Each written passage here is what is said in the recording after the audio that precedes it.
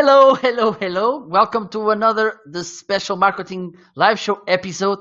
And today we're going to talk again with Daniel Alegi about storytelling, about this misconception, how hard it is to start on storytelling, how many resources you need to do this. So please stay tuned because in a minute we'll be back to talk about it. See ya.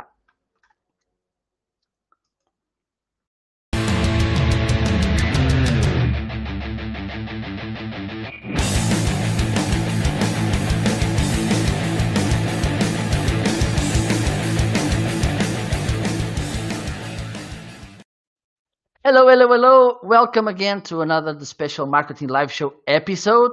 And today we're going to talk about storytelling, about some misconceptions and some myths that people used to associate with storytelling. Daniel is here again. He's there on the basement with the cookie and the glass of water. So please, for those of you who are watching now, please let us know where are you located. Well, on which platform which you are watching us. If you are watching us now live or if you're watching the replay, let us know everything. And if you have any questions to Daniel, please tag him so he can come to answer you. Okay, so let's see if Daniel is there. Hello, hello, how are you? Yeah. Hi, Marco. Hi, How everybody. are you, Daniel? I'm doing fine. I'm up here in Sweden where it's well into the fall now. Perfect, perfect. So first of all, thank you for being here. Thank you for coming to another talk about storytelling because well, we both think that it's important to talk about storytelling. It's in a so noisy world we are living by these days. I think storytelling is a nice way to stand above the others. So thank you so much, Daniel. Thank you. I will ask for you to introduce yourself and then we can start the conversation if you don't mind. Right. So my name is Daniel Alegi, and I run a small film and story company called CinemaHead that you find at cinemahead.com. And we make and share resources with companies and authors and makers and doers to engage in storytelling and film and online presence. So storytelling is really our bread and butter. Perfect, perfect. Thank you. So I think we can start by this first question. First things first. Which is the difference between story and storytelling? Because I think lots of people make this misconception about they think that both are the same, and I think they're not, right? Well, put it this way: story is something that is complete. It's done. It's finished, right? It's a story, and you deliver it as it is. So you have a book, you have a movie, you have a presentation, and it's complete. It's done. It's a one-way communication from a maker to an audience. In some cases, we are started to get into interactive books and movies and coming in to make some changes in the scenario. But in general, story for me is a one-way talk that I deliver, or then a maker, a writer delivers. Whereas storytelling is more about how you engage in a story in an environment in which that story is a part of. So storytelling is more of a two-way relationship. It implies an answer, and implies another question, and implies a dialogue. It leads to a conversation. So storytelling is really a platform for human communication, whereas story is something with if it's fiction, with a character and a mission and problems and a solution, and drama sort of plays out in a way that is definitive, right? Once ET goes home, that's pretty much how the story ends. Once Jaws ends, that's the way it ends.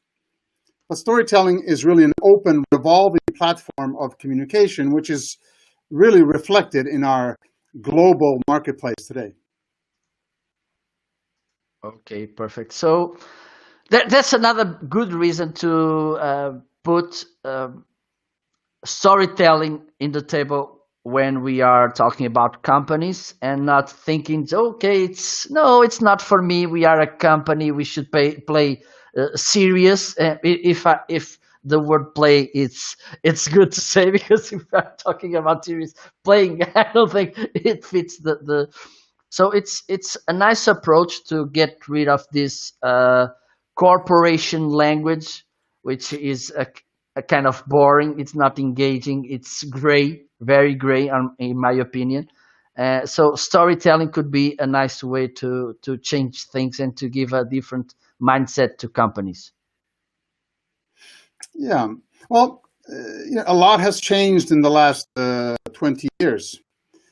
So that once the internet channels opened, there's nobody who can make a statement, whether with a product, with a philosophy, without feedback online, without getting a response, right? Try and write something on a Wikipedia page and see how many seconds it takes if somebody writes the opposite back on that page, right? There is no space for one directional communication in the world anymore. So if you engage in any kind of communication, you have to be prepared also for the move after the audience responds to your first statement. So you have to be engaged in a dialogue, in a conversation. So storytelling has this quality where it's not just about crafting a story, making up a plot or some imaginary story that delivers a hero to a goal, across problems with rewards. That is standard. We all understand that. But to engage in storytelling means to go the distance, not to run a 100-meter dash, but to run a marathon. It means to run with a lot of other people. It means to have a long-term perspective where you're never trying to sneak around with some quick, fast statement because it's going to come back to you. So storytelling really is a way to map the environment that includes companies, the larger market, the big picture, and also the detail, right? The human side, where you can frame the behavior of every customer and follow them.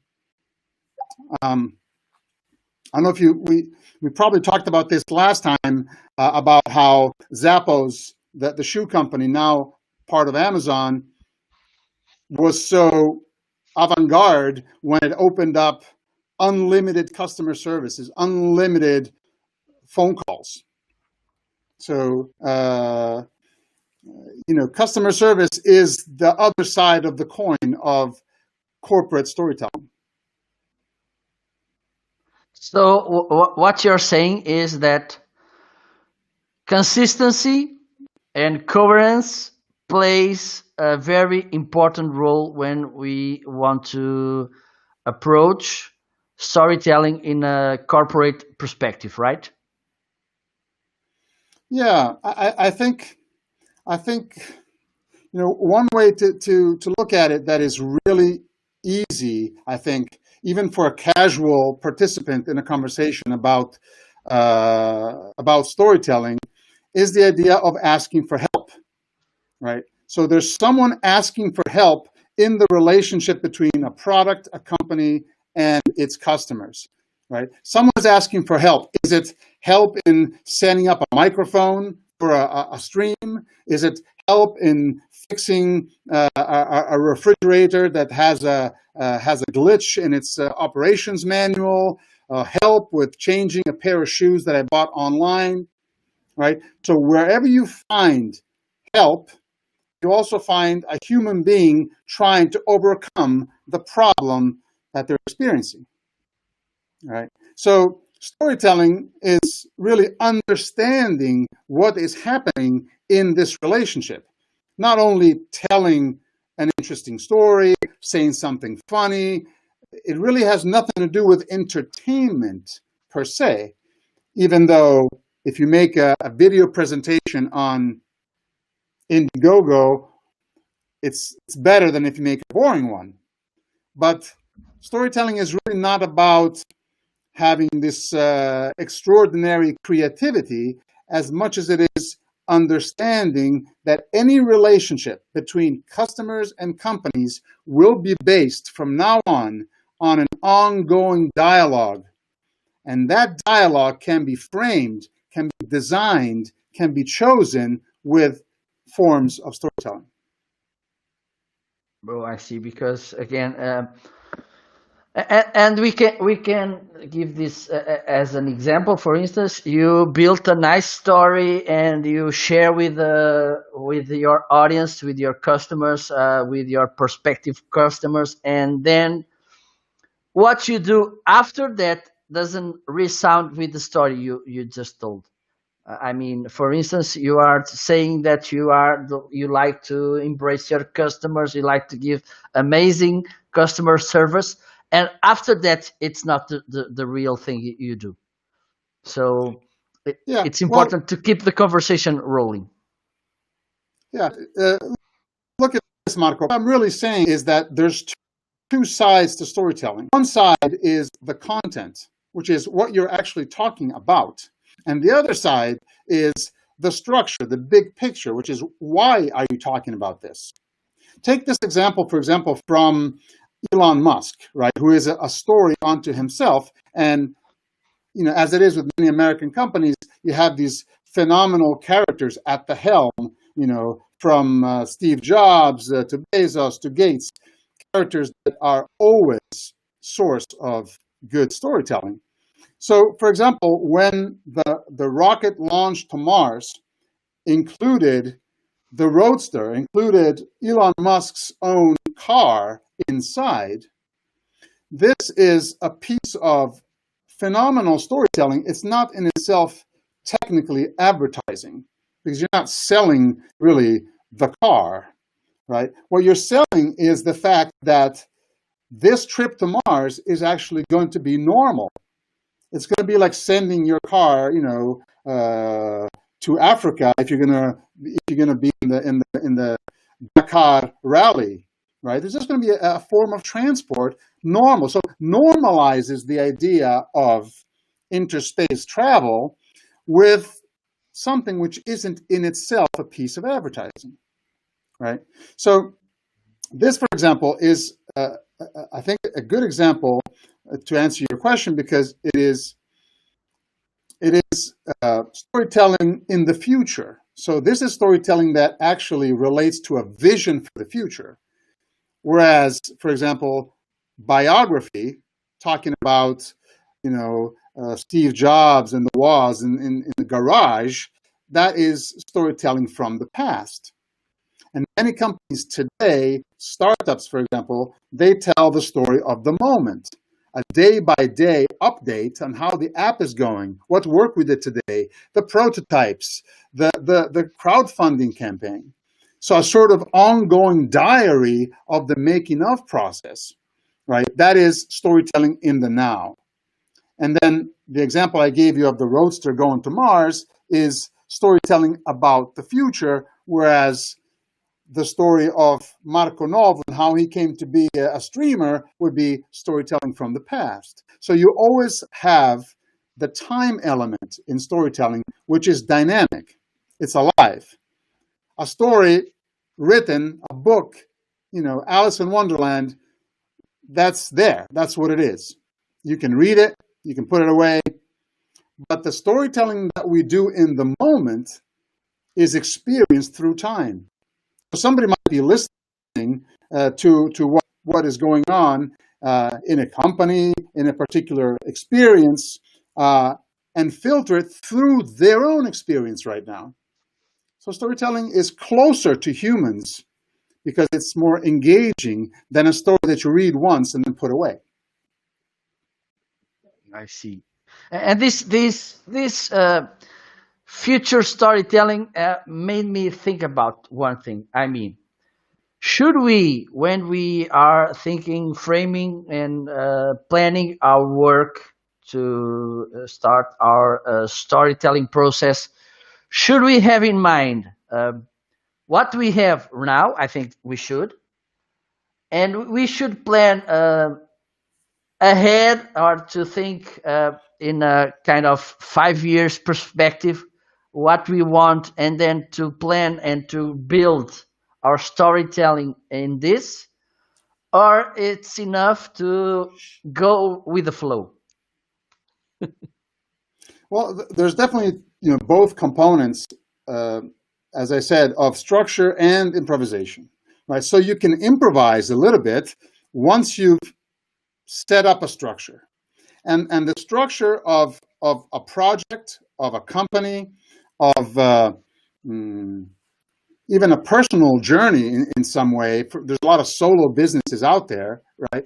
The process for me is fairly simply articulated in 5 steps, basic 5 steps, right? So I'm just going to list them real quick. The first step is what is. In other words, what is the situation from which we begin the business? We begin the adventure of setting up an online resource channel, creating a new kind of toilet seat for African children, or product that is useful to clean up the oceans. Okay, and then the second step is the ultimate question of any storyteller, and that is what if? What if? The premise, the question mark that opens to possibilities. What could happen if this happened? What would happen if we could make this product? What could happen if we could drive a roadster car on Mars? What would happen if, right? So that possibility that engages with the first part, the what is. You have reality, and then you have the possibility. That in itself is the story, the storytelling of companies who are looking for funding. What are we trying to do? We're trying to get some money to create this product because we believe that it is useful down the road. So what is and what if are the setup, the middle parts, right? And then, of course, the next part is the end. In other words, how does this project end? Does the project get made? Is the product successful? Is the adventure bringing us rewards, knowledge, understanding? In drama, it would be love or enlightenment or something, right? So you have these 2 setups at the beginning. What is, what if, and then you have an ending. And then you have 2 more steps in the middle. One is the why not. Why is this stuff not happening? It's not happening because there's a lot of obstacles. There's a lot of real life obstacles to anything anybody is trying to do from an idealistic point of view. I have an idea. I want to bring my car to Mars. Well, there's a lot of obstacles. There's a lot of things to work against. First is gravity. The earth will put you under the ground unless you stand up and try to fight. That's the job. The earth will put you 6 feet under the ground no matter what. So what you can do is try to stand up with your ideas and your projects and try to make them work. Right. So here I've gone through 4 of these 5 items, right? What is and what if at the beginning, and on the ending side, the end and the why not, the failure, what can drag you down and kill you and your product and bring you to bankruptcy, right? If you're investing in a high stakes project. And in the middle, you have the widest space, right? Which is the middle. The middle. It's the place where you try. You try and do something. You try and take a step that resolves a problem. The middle is where iteration happens, right? In technology, we iterate applications, right? We just made an application, a storytelling application, and the iterations of every small step along the way, that's part of the middle, the making of, right? So that's the fat part in the middle, because we're always in the middle of a story. Right? If you look at yourself now, you're in the middle of your life. You're in the middle of your career. You're in the middle of a show. Right? And at this very moment, if I'm not mistaken, there's nobody else looking. So probably, this is really the middle, which you say, like, where am I coming from? Where am I going? Am I making the right choices? What could I do to improve my storytelling? What could I do? Right? So there's the 5th part, the most important part for any company or person, business, organization, is to understand that they are in the middle of a path, driven by their dreams and their ideas, and going towards some kind of reward, satisfaction, solution, profit, etc. So Okay. these are the 5 steps. I'm sorry I went a little bit heavy on this, but I think it's not a bad thing. If you don't want to come and take my seminars and courses, you can get the pills in a couple of minutes. Well, I was thinking, and Miguel is there. Olá, Miguel, bem-vindo. Welcome, Miguel. I was wondering, should I think in this frame, in this 5 steps frame, should I think about me as a company or about you as a customer? You mean specifically me and you in this current relationship that we're in? No, just okay. I'm thinking about creating my storytelling. Okay, if it's the right word to say it. Yeah. And I'm looking at these 5 steps you mentioned. Okay, these 5 topics you mentioned. My question is, should I think about this only as a company? I mean, I'm the company. I should take a look at these 5 items. Should I look at me, or should I look at my customer, or if I should think about both of them? Did I make myself clear? For instance, what if my customer buys my product? What if? So is that clear? Yeah. So basically, you're going to be both.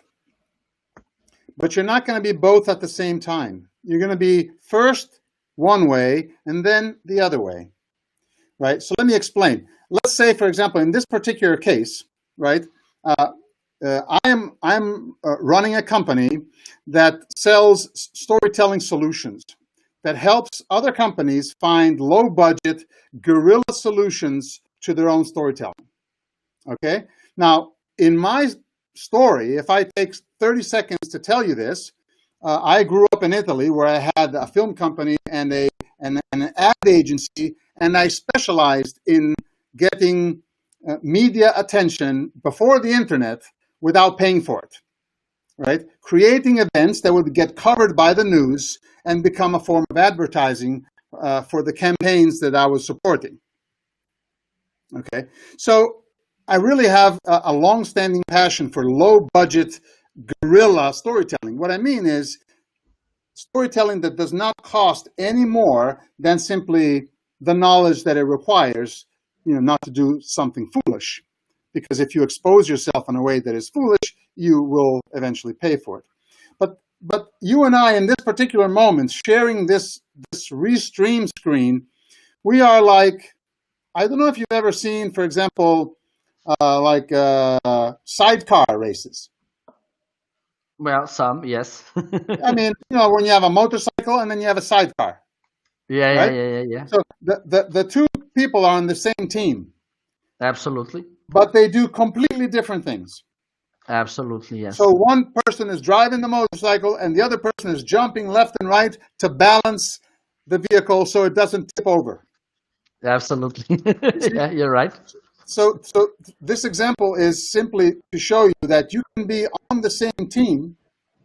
In English, you would say on the same boat, which is another good example. You can be on a 2-person sailboat, on a Hobie Cat, on a catamaran, and each person is doing something completely different. Somebody's driving the boat and the other one's working the sails, but you're on the same boat, right? So in this particular team, this particular moment, you are giving me the spot of the hero. In other words, the hero who goes through a story. You are in another role, which is the role of the mentor. In other words, you create the environment. You know how this will end. At some point, you will say, thank you for coming. I'll see you in another episode.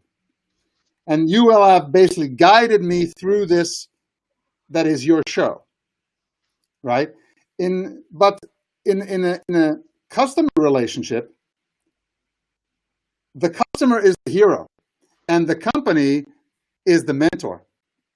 So unfortunately, a lot of companies think that storytelling means to jump up and down and say, I'm the best, I'm the best, right?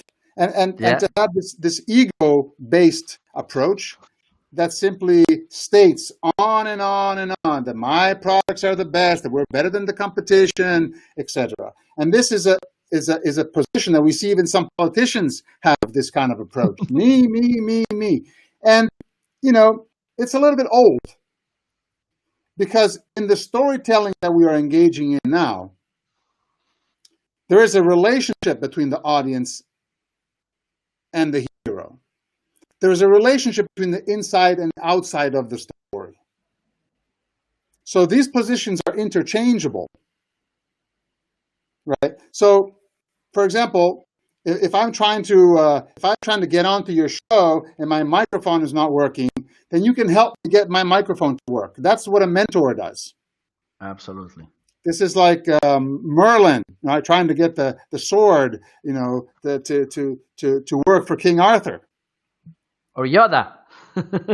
Right. Exactly. Exactly. So basically, I don't believe it is that important that you assign to yourself a specific permanent role. Mm-hmm. You will have a different role depending on what part of the story you're in. For example, one of the best ways for you as a host of an online show that has a following is to make the guests look good. In other words, your objective goes through the success of the other person. Absolutely.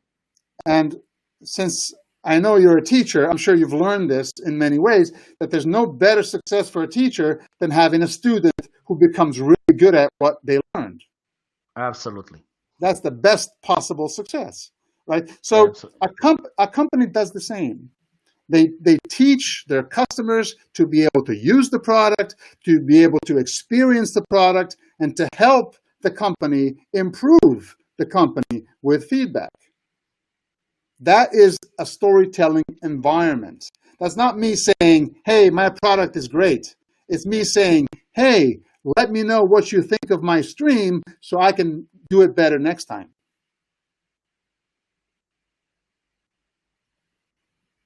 So that's why you like to say that storytelling it's a two-way process. Right. It's a two-way process because the way that we live, humans are storytellers and they are inspired by storytellers. So everybody is both a storyteller and part of an audience, right? It's both. And any human knows well that there's nothing that happens to us in business or in life that is one-dimensional. You can't have day after day after day after day after day. You're going to have some nights in between. You can't have it hot day after day after day. You're going to have it cold. Seasons. Everything alternates. And in story, we also have alternation. It's a give and take, right? So I don't want to sound too philosophical here, but the point is that there's always an action reaction. We can never, as a business, put out an action that says, I want to do this. I want to achieve this. I want to dominate this market and have it happen without opposition. There's going to be opposition to anything that you put out there as your mission, as your purpose. There's going to be a reaction. That reaction is going to come from the earth that will pull you down to the ground. It will come from other people who will respond to what you're saying, hey, I have something better. Or saying, this is useless. Or saying, this is too expensive, etc. So you will find a friction, just like if you fly, you find friction in the air, right? But at the same time, the air supports your flight.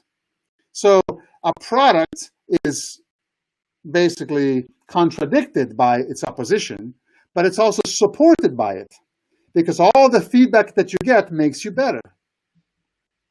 Right? So that's what I mean by two sides of the coin, is that there's going to be a side where things work, and going to be a side where things don't work. These two sides will alternate, and they will continue to alternate, because that is the nature of, an image comes to mind, this Oriental image of the yin yang, the opposites that are connected in a way that they cannot be separated. They exist because of each other. And success and failure are two sides of the same coin. Right? So I think a good storyteller is actually somebody who's really good at keeping that coin flipping in the air.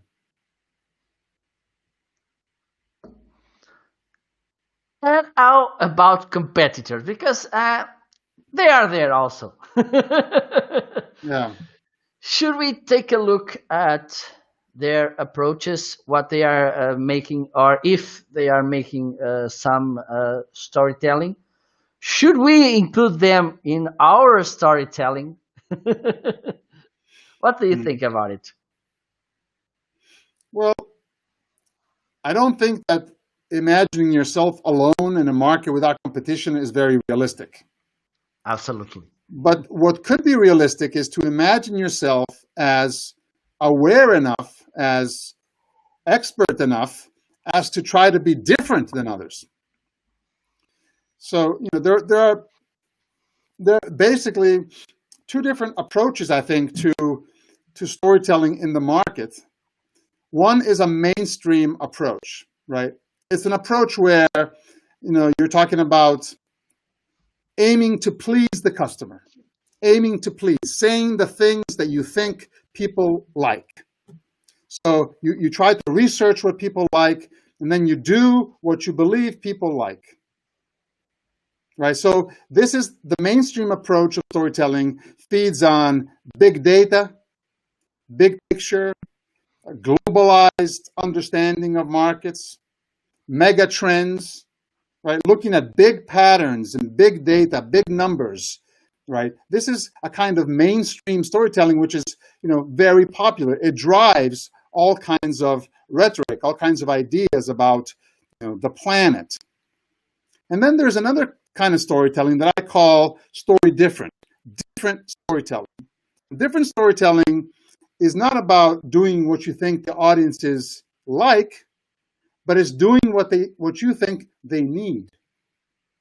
It's responding to their call for help, not to them saying, I like travel or I like cats, right? So you're actually going to another kind of denominator, not a general surface denominator, but trying to get underneath at the human level, to zoom in a little bit and actually have a kind of storytelling that is based on acknowledging that sometimes things are difficult.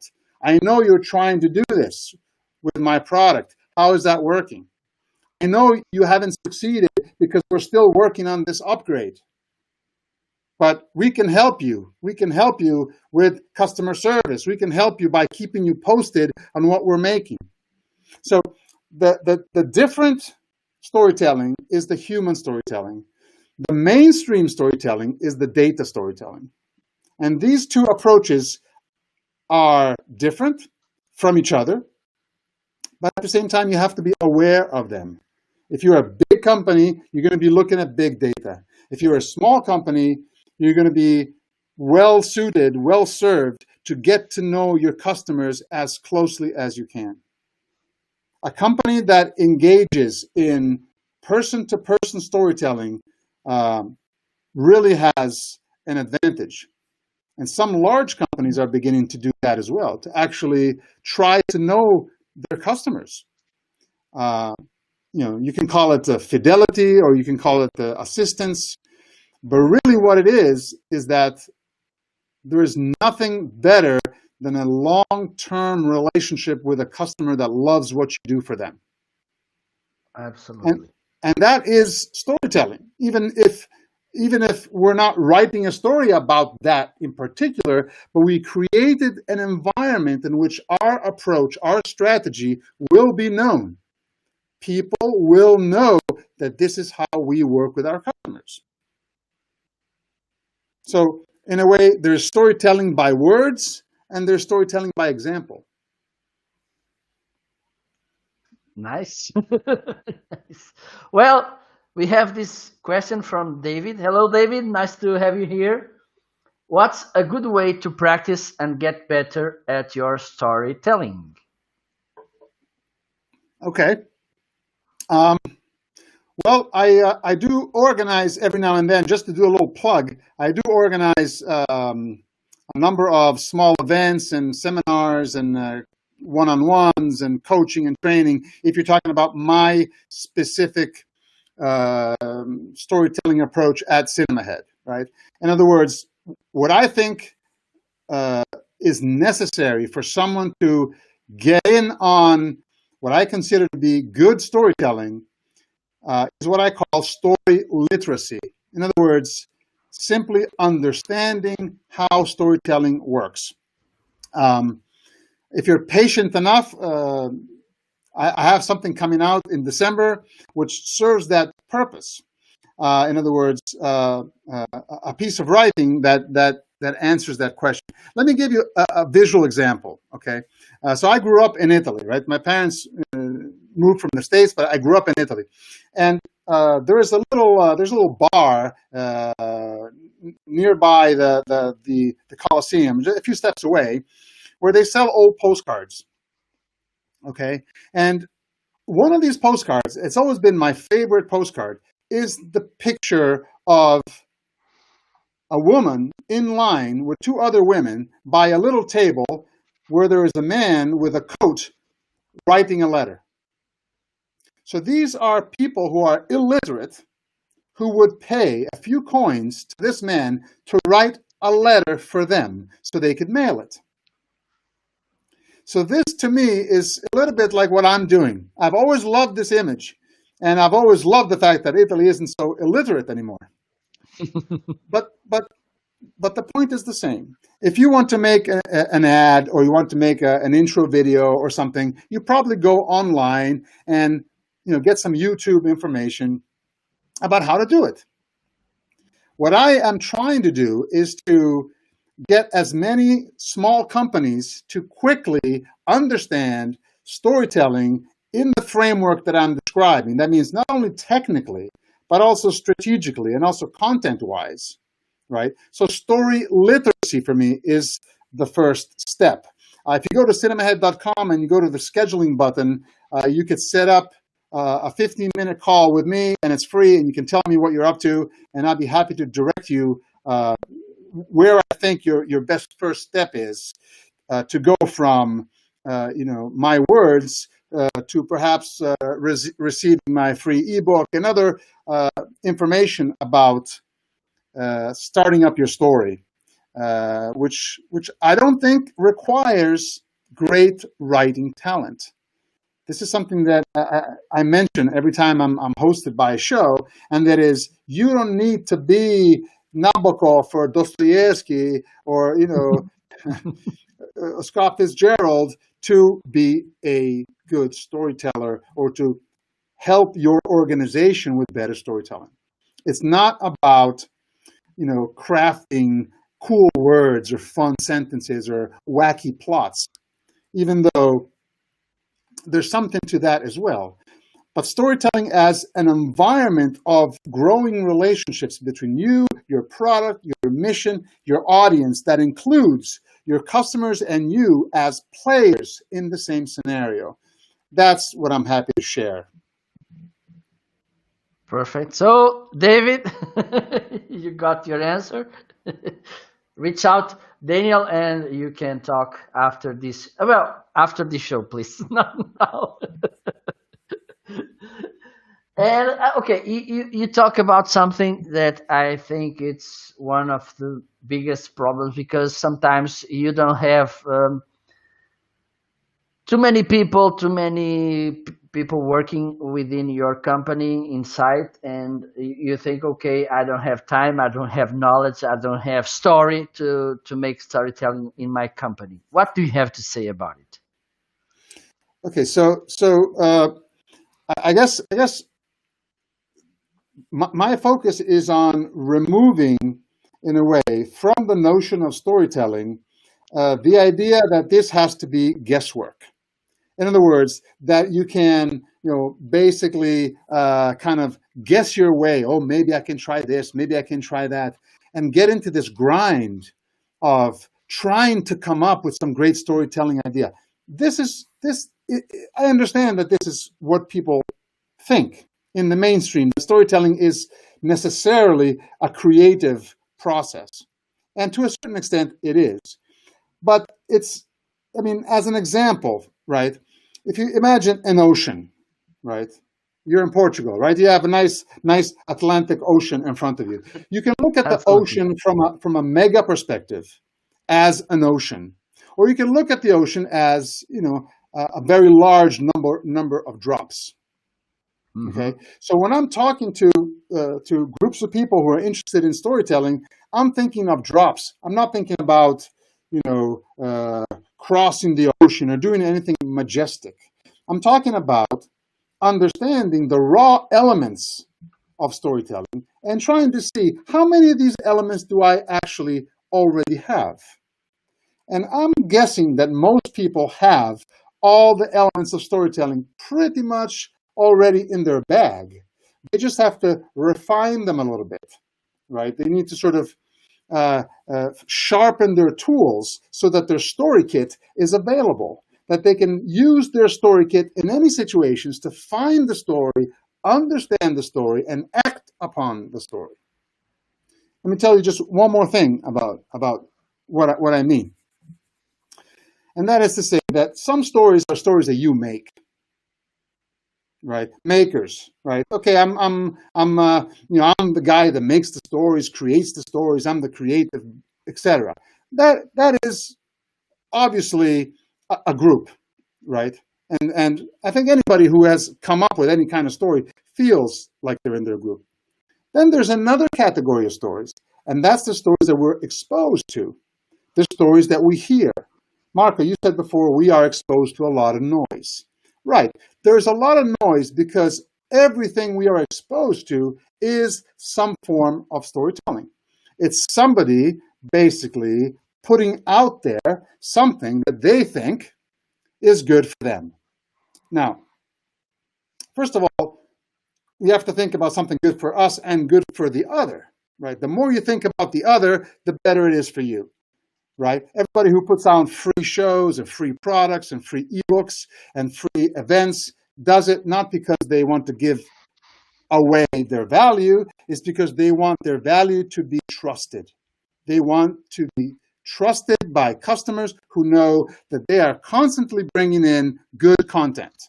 Right? I come on your show, if you lose customers, then you've lost the value. If I bring you a few customers, maybe on the replay, right, then maybe that's useful. Okay, so not everybody who is in storytelling is a storyteller. Another aspect is to be a filter. In other words, to be able to filter what's coming to you in the ocean of voices and noises out there. Right? And people who live under dictatorships, they know very well that they listen to what the dictator says, right? In the history of dictatorships, the people who could actually see through what was being said were better off. Because it's very easy just to fictionalize everything and just say something and expect it to be believed.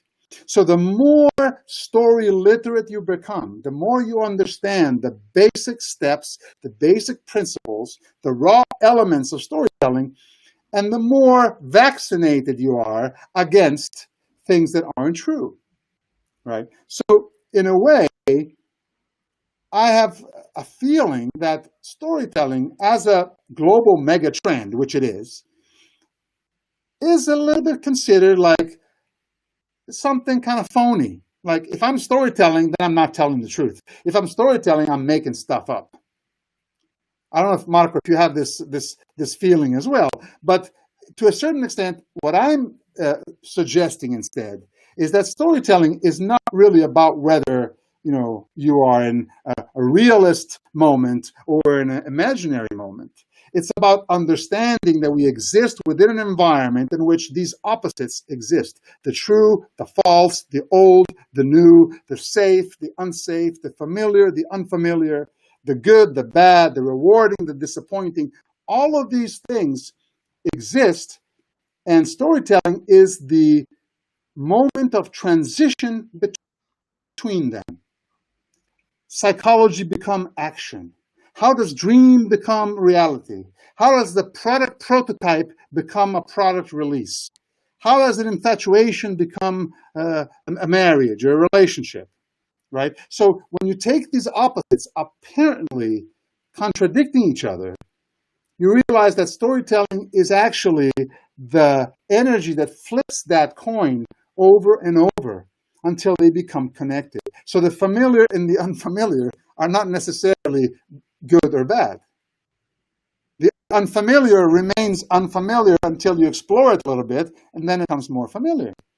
The creative process is full of these kind of adventures, right? And it could go the other way around. You could meet something familiar, step into your family one day, and realize, like, gee, it feels like I've never been here before. Who are these people?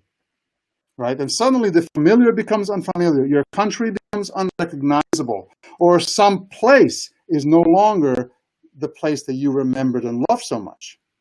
Right? So storytelling is that vibration, if you allow me the hippie term, right, between A and B, right, between opposites, between being a kid and being old. The in-between is your personal storytelling. That's your middle. That's your life.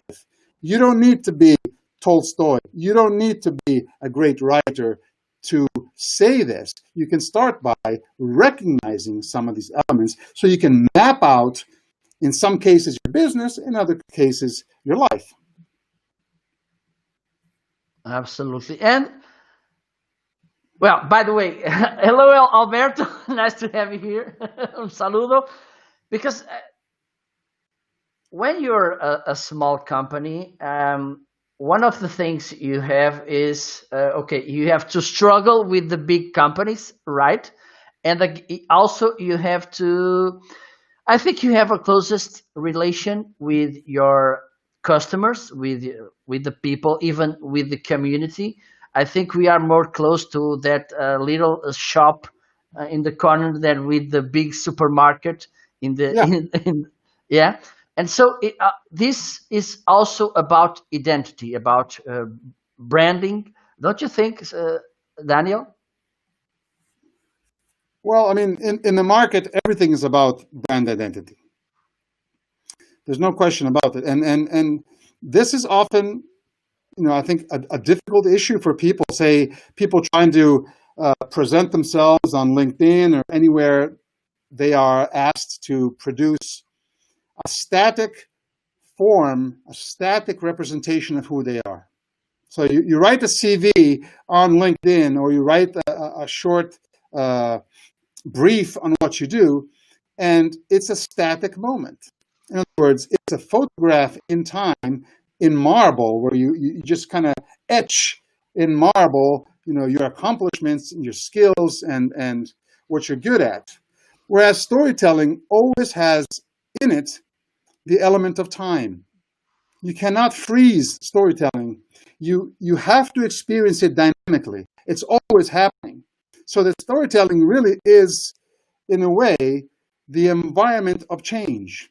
You have to be in tune with change to understand that that's what the different storylines, all the different forms of storytelling that are happening are responding to their own understanding of the change that's happening within us as a race, as a planet, as a company, as a country, as a family, as a person. Right? So, for example, you might have been, especially in this year, you see, very interesting, all humans have had yet another experience which everybody shared, right? Because humans have shared experiences, but you don't stop someone in the subway and say, hi, do your feet hurt? You normally don't do that. Yeah, No, I don't. but this morning somebody came to my house to check the chimney, a chimney sweeper, and the first thing they said was, how are your parents? So the chimney sweeper walked into my house and said, how are your parents? How are they doing? I know they're old. So the opening of new channels of storytelling, because the chimney sweeper and me and you and Marco and Alberto Gomez and everybody who's out there has had the same experience of this coronavirus, right? So when we have a shared experience, we can build on that to create a bridge between identities. I can say to you, I know what you mean when you tell me that you haven't seen your parents in 6 months. I can say I haven't seen mine in 9 months, right? And this is an element of closeness, an element of a different kind of storytelling that connects us, right?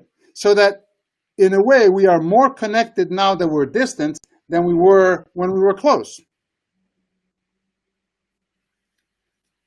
And to a certain extent, the closer we are, the less manipulation, the less effort is needed to do storytelling, even for your organization.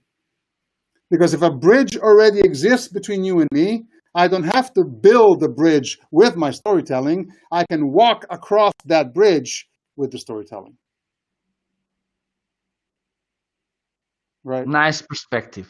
Yeah.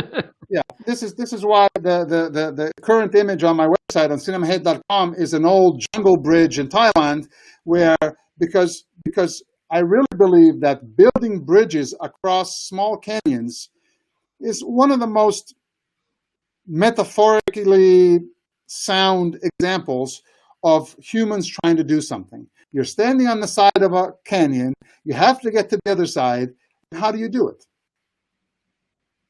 Right? That's storytelling, right? A, beginning, one side. B, objective, get to the other side. And C is the middle. What do I do here?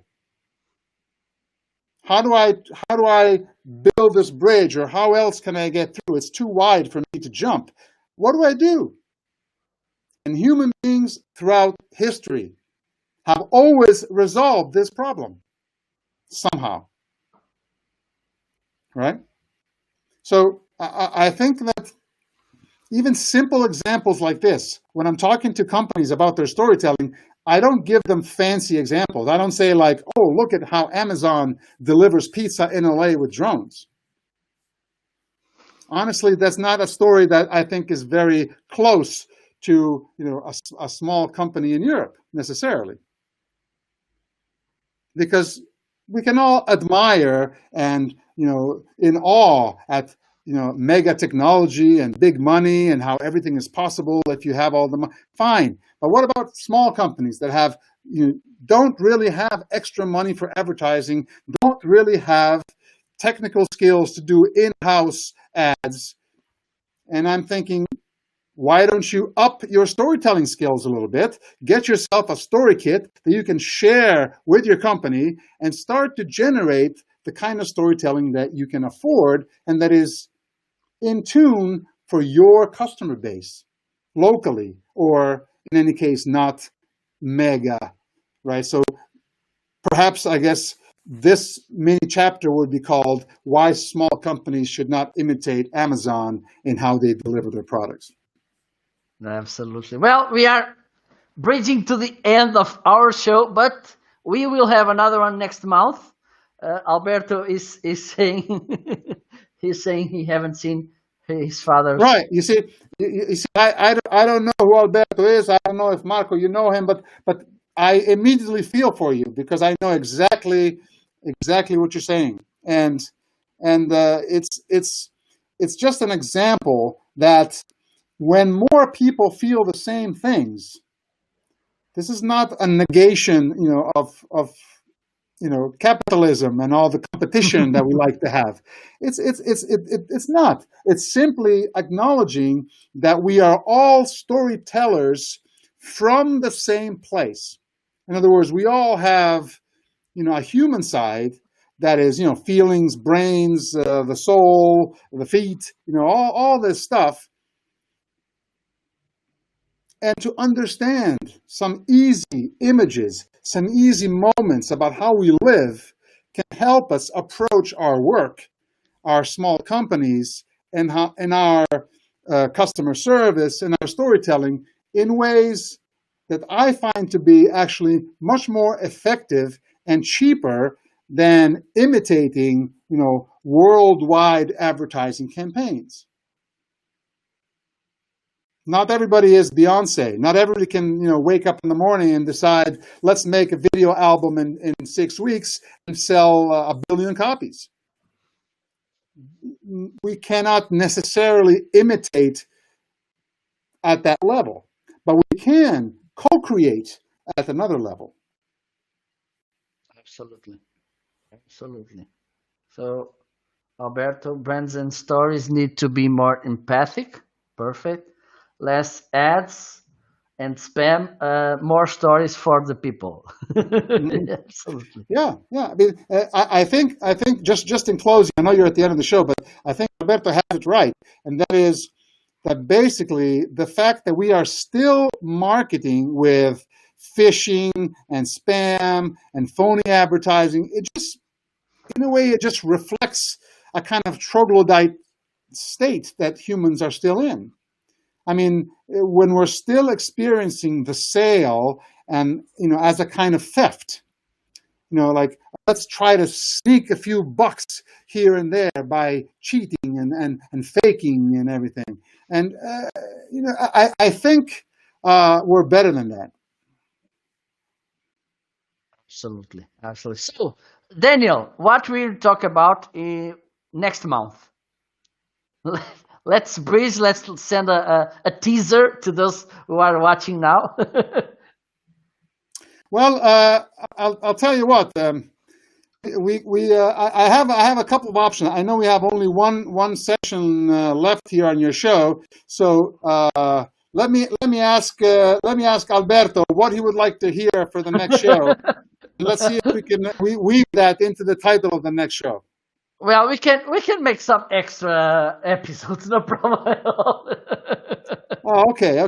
No, the next episode, the one that I have planned, if you're telling me that we have more, then I can reveal it. It's going to be called Unlock Your Story. Okay, perfect. And it's going to be about getting actually a little bit of input before the show from listeners a few days before, and picking one or two to actually work on a specific live storytelling development session. Okay, perfect. It's a little bit ambitious, but we're going to try it. Okay, let's do it. I can't wait. Yeah, because I really have one big defect. I mean, I have a lot of defects, but the worst one is that I'm really happy to give away everything I know. Perfect. So, Daniel, thank you so much. Grazie mille. Prego. Alla prossima. Well, I think I had two more Italians. We spoke Spanish in the conversation, and it's always a pleasure to have guests from Italia. Potremmo fare poco portoghese também. Muito bem. Well, Alberto is saying also grazie mille. Well, thank you so much. Thank you for those of you who's well, do you want to send a last message, Daniel? Well, I just want to say that I have on the cinemahead.com, I just opened a new channel which is called Combos, where there's recorded talks, about 20-minute talks about storytelling with different other people, like one-on-one conversations about storytelling. It's a link to SoundCloud, so we have a lot of interesting material. Plus, you can watch films and my ads and my work through cinemahead.com or danialegi.live. Let me see. I can find your. There you go. Did I say it right? Okay, I can see it. It's under combos.